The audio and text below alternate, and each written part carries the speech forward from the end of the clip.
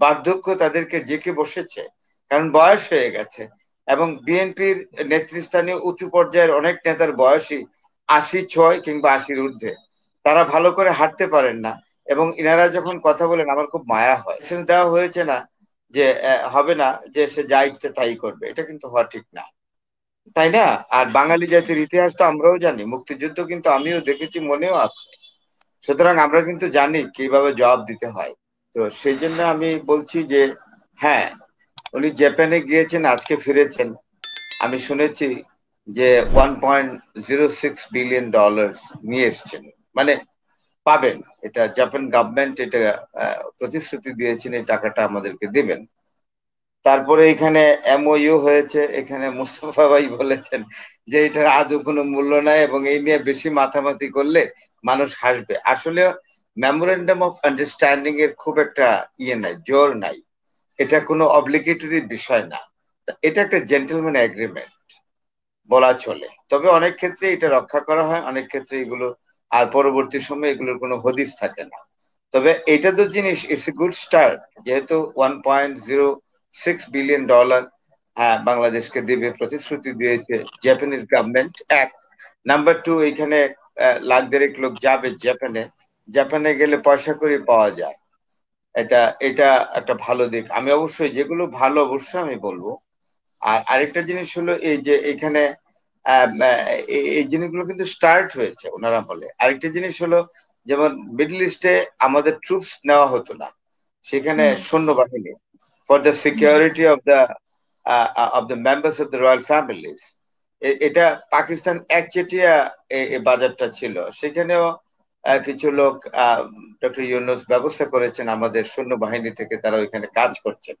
এই দিকগুলো মোটামুটি পজিটিভ দিক তো আছেই। তারপরে সংস্কারের কথা বলা হয়েছে।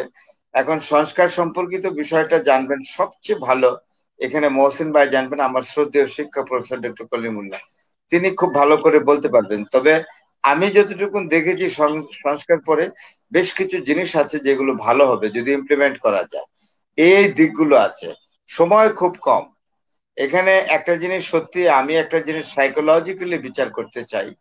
যেমন এটা বোধহয় আমার সঙ্গে সবাই একমত হবেন যে এখানে 16 থেকে 17 বছর যাবৎ বাংলাদেশের একটি বৃহত্তম রাজনৈতিক দল ক্ষমতার বাইরে ছিল, এবং সেই দলটির নাম হলো বাংলাদেশ জাতীয়তাবাদী দল, অর্থাৎ বিএনপি। তো এইখানে এই দলটি যেহেতু ছিল, তাদের মধ্যে তাদেরও অনেকটা ধৈর্য রাখা একেবারে অসম্ভব হয়ে গেছে। তাই তারা নির্বাচনের কথা বলছে। তারা যে নির্বাচনের কথা বলছে, এটাকে আমি অপরাধ মনে করি না। মানুষের জীবন ধৈর্যেরও তো একটা একটা বাঁধ থাকে। তাদেরও ধৈর্যের বাঁধটা ভেঙে গেছে এতদিন অপেক্ষা করার পর। আপনি ধরেন প্রায় 3 দশকের অধিক সময়ে তারা বাইরে আছে, এবং শুধু অপেক্ষা তাই করে না, আছে। তারা বিভিন্ন ধরনের সমস্যাও, জেল, তারপরে বিভিন্ন ধরনের শিকার হয়েছে, অত্যাচারের শিকার হয়েছে বিভিন্ন, এটা তো অস্বীকার করতে হবে। আর একটি জিনিস কি সত্যি, আরেকটা আরেকটি সাইকোলজিক্যাল ব্যাপার আছে, সেটা হলো এই মানুষের জীবন তো আর অনন্তকাল, অনন্ত জীবন কেউ পায়নি। মানুষের জীবন হলো সসীম, অসীম জীবন না। সীমাবদ্ধ জীবনে কতদিন আর অপেক্ষা করবে? যেমন বিএনপির বর্ষীয়ান নেতারা যারা আছেন, ওনাদের অনেকেরই অনেক বয়স হয়ে গেছে, এবং তারা মিটিং এ আসেন, আমি দেখি টেলিভিশনে এবং ফেসবুকেও দেখি লাইভে, তারা যে আসেন অনেক বর্ষীয়ান এবং কম্পিত কণ্ঠে কথা বলেন, এবং অনেকে একেবারে মুভ করতে অসুবিধা হয়। বার্ধক্য তাদেরকে জেঁকে বসেছে, কারণ বয়স হয়ে গেছে। এবং বিএনপির নেতৃস্থানীয় উঁচু পর্যায়ের অনেক নেতার বয়সই ৮০ ছয় কিংবা ৮০-র ঊর্ধ্বে। তারা ভালো করে হাঁটতে পারেন না। এবং ইনারা যখন কথা বলেন আমার খুব মায়া হয়, খুবই কষ্টে।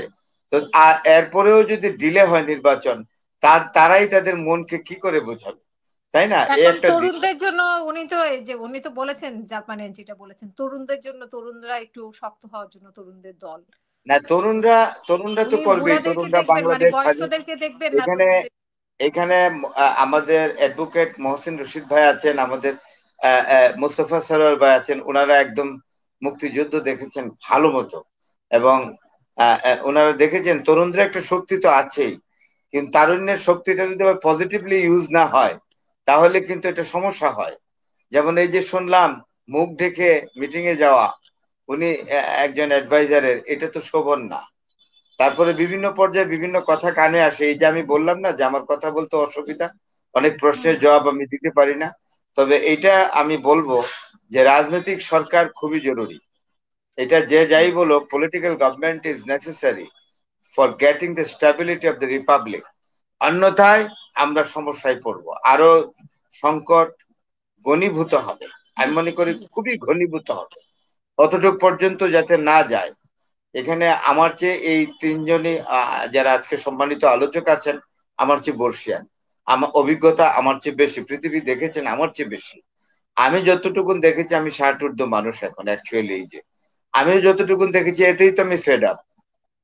এখন প্রশ্ন হলো কি, একটা জিনিসকে নিয়ন্ত্রণে রাখতে হবে রাষ্ট্রকে। ছোট মানে তরুণ হলেই তাকে এমন লাইসেন্স দেওয়া হয়েছে না যে হবে না, যে সে যা ইচ্ছে তাই করবে, এটা কিন্তু হওয়া ঠিক না, তাই না? আর বাঙালি জাতির ইতিহাস তো আমরাও জানি, মুক্তিযুদ্ধ কিন্তু আমিও দেখেছি, মনেও আছে। সুতরাং আমরা কিন্তু জানি কিভাবে জবাব দিতে হয়। সুতরাং এগুলো বলে লাভ নাই। আমাদের ব্যক্তিগত অবদান আছে তো, আমাদের অনেক স্যাক্রিফাইস আছে ব্যক্তিগত। আমি তো আমার নিজের মাকে হারিয়েছি মুক্তিযুদ্ধে, এটা তো জানে অনেকে, আমার যারা ঘনিষ্ঠ জন। এগুলো বলতে চাই না, সেই জন্য আমরা কিছু চাইও না, কোনো সরকার থেকে কিছু চাইনি, আর ভবিষ্যতে চাওয়ার তো প্রশ্নই ওঠে না। কিন্তু দেশটাকে যখন দেখি এই অবস্থায় আছে, তখন আমাদের খারাপ লাগে, আমার খারাপ লাগে ব্যক্তিগতভাবে। আমি 33 বছর যাবৎ শিক্ষকতার সেবা দিয়ে এসেছি।